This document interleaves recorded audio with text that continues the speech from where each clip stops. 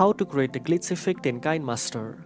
First of all, open the KineMaster app on your device and start a new project or open an existing video where you want to add the glitch effect.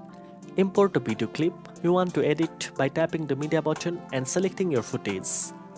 Next, tap on the video layer and select the effects option. Then browse through KineMaster's built-in effects library to find glitch style effects.